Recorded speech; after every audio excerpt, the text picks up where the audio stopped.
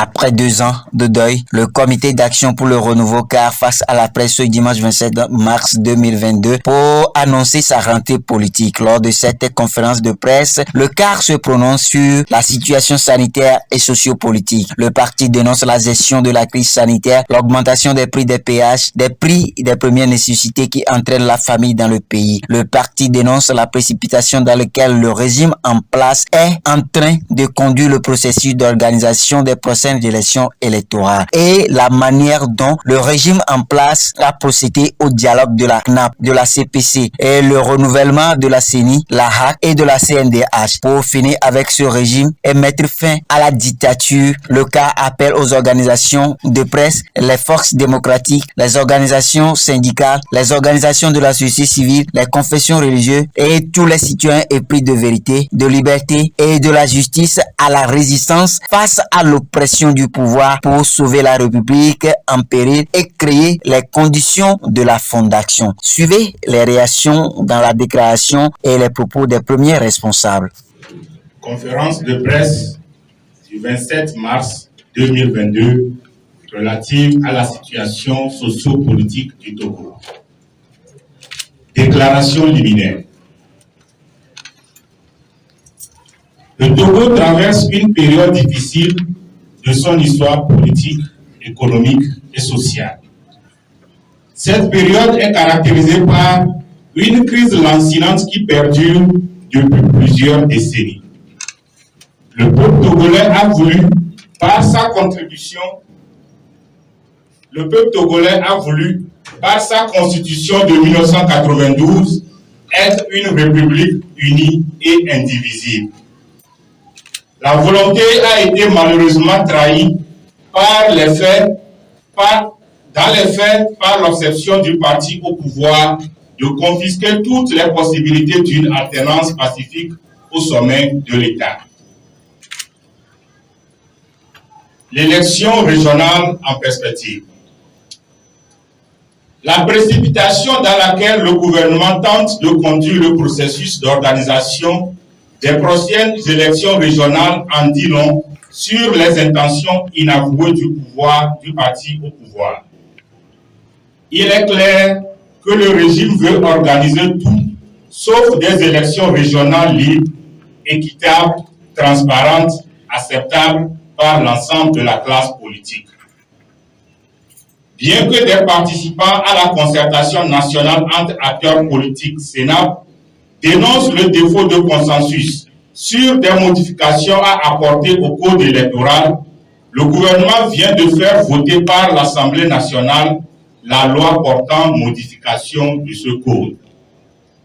Le gouvernement tente de faire croire que sa démarche est en phase avec les recommandations issues des travaux de la Sénat, alors que des partis politiques ont été empêchés de prendre part à la Sénat par le refus catégorique d'examiner leurs préoccupations pourtant légitimes. Le comble est que le gouvernement viole les termes des recommandations de la Sénat qu'il a lui-même taillées sur mesure. L'organe chargé du suivi de la mise en œuvre de ces recommandations n'est pas encore fonctionnel. Le cadre permanent de concertation CPC, créé dans la précipitation le 18 janvier dernier, date d'invitation de la première réunion dite prise de contact, vient de mettre en place son bureau. Mais avant, les appels à candidature pour le renouvellement des membres de la CENI, de la HAC et de la CNDH ont été ouverts et fermés sans discussion préalable au CPC. Confiscation de la décentralisation. Les communes sont prises en otage par l'État et n'ont même pas encore une fonctionnalité régulière pour qu'on puisse penser une seule seconde à passer à l'étape des régionales. En effet, les élections régionales en vue sont projetés pour se tenir 3 ans après l'installation des conseils communaux qui sont confrontés à d'énormes difficultés, lesquelles n'ont pas encore été évaluées et solutionnées. L'incident au marché d'Adido-Gomé assiégé le 5 mars 2022 dernier peut être considéré à tort comme isolé, mais cela n'est que le signe primitif d'un malaise profond qui découle de la gestion des collectivités territoriales. Le cas relève que l'institutionnalisation de la préfecture comme circonscription électorale pour les régionales est en contradiction avec la loi sur la décentralisation. Le cas s'étonne de ce que la communauté internationale, dont certains pays constituent la vitrine de la décentralisation, cautionne cette tragique comédie. Les irrégularités dans les élections au Togo. Les 3 dernières élections, les législatives de 2018, les locales de 2019 et la présidentielle de 2020 sont entachées de graves irrégularités, de la composition de la CENI au règlement du contentieux électoral, passant par le découpage électoral, le fichier, le dépôt des candidatures, la proclamation des résultats.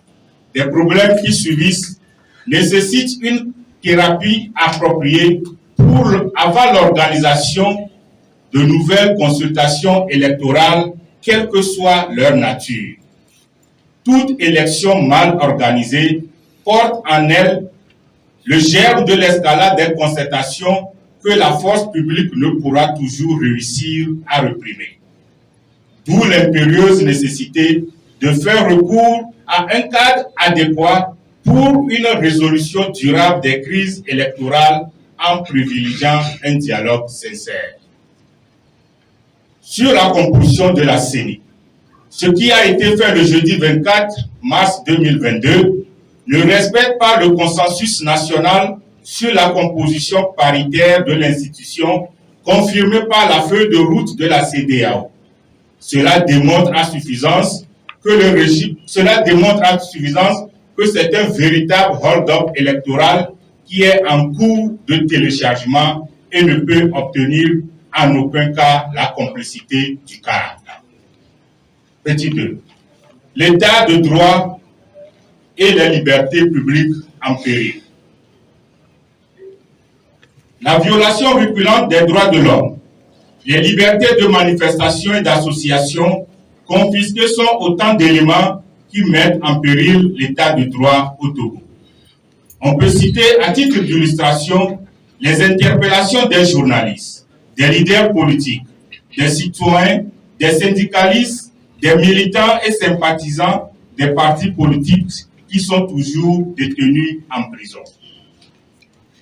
Le récent trophée exhibé par le régime est la descente musclée des forces de l'ordre dans les locaux de la radio Courtoisie FM à Tapaon pour arrêter la diffusion d'une émission portant sur le préavis de grève du syndicat des enseignants du Togo 7, ce qui est une pratique révolue. La HAC, malheureusement, reste impuissante face au règne de l'arbitraire et ne guette que des occasions pour sanctionner les médias au lieu d'être la promotrice des libertés d'expression. Le CAR apporte son soutien à tout mouvement syndical, en particulier au 7, dans la revendication des meilleures conditions de vie et de travail des enseignants. Ces violations répétées des droits de l'homme se passent au vu et au su des partenaires internationaux, notamment l'Union européenne, signataire des conventions de Lomé et de Cotonou, et l'accord post-Cotonou qui définissent la conduite à tenir en matière de respect des droits de l'homme dans leur ensemble et la bonne gestion des affaires publiques en sa dimension politique et stratégie de coopération. En outre, les rapports de la Commission des droits de l'homme de l'ONU, au département d'État américain, d'Amnesty International ont révélé d'énormes reculs dans le respect des droits de l'homme dans notre pays. Le CAR s'indigne et se réserve le droit de s'interroger sur le silence coupable de l'Union européenne qui poursuit sans gêne sa coopération avec le Togo. L'UE apparaît de fait comme une caution à la longévité au pouvoir des régimes autocratiques dans certains pays d'Afrique, dont notamment le Togo, concourant ainsi au blocage à l'alternance pacifique au sommet de l'État. 3. La corruption endémique et la vie chère. N'eût été la justice française, personne ne saurait le scandale financier qui a entaché la concession du port autonome de Lomé au groupe Bolloré en 2010. Le renvoi en correctionnel de Vincent Bolloré, le patron du groupe Bolloré, concessionnaire du port autonome de Lomé, a révélé à la face du monde le degré de corruption du régime en place. Au regard du manque à gagner pour le Togo, la justice togolaise aurait pu s'auto-saisir du dossier pour faire éclater la vérité. Mais jusqu'à présent, c'est le statu quo. C'est ainsi que nombreux scandales économiques et financiers sont sans suite. Tout ceci entraîne la vie chère et l'affaiblissement du jour en jour au pouvoir d'achat des ménages. 4. La gestion fantaisiste de la pandémie Covid-19. Le gouvernement a commis l'irréparable en faisant le suivisme des pays occidentaux dans la gestion de la crise sanitaire à la Covid-19. Les conséquences seront fâcheuses pour l'économie nationale, quelles que soient les aides dont le pays va bénéficier. Malheureusement, le contribuable togolais va en payer les frais. Le CAR attend de voir le bilan qu'en fera le gouvernement et avisera le moment venu. Le CAR a noté avec amertume que c'est pendant cette période de Covid que le gouvernement a augmenté le droit de péage et en a institué pour les engins à 2 roues. Déjà, la prolongation de 12 mois de l'état d'urgence par l'Assemblée nationale, alors que le gouvernement en a demandé 6, est sans doute un signe annonciateur des scandales à l'horizon. Finalement, le CAR se demande, entre le Parlement et le gouvernement, laquelle des deux institutions dirige ou contrôle. 5. Appel du 27 mars du CAR.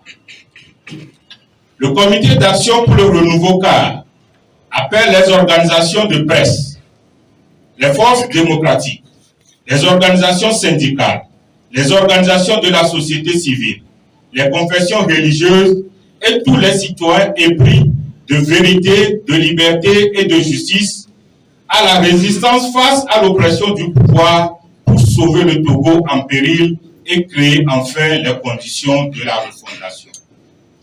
Pour finir, le CAR remercie la presse et toutes les Togolaises, tous les Togolaises et Togolais pour leur mobilisation lors des obsèques de son feu président national, Maître Yaoundé Agoïbo, fait à Lomé le dimanche 27 mars 2022 pour le CAR de premier vice-président.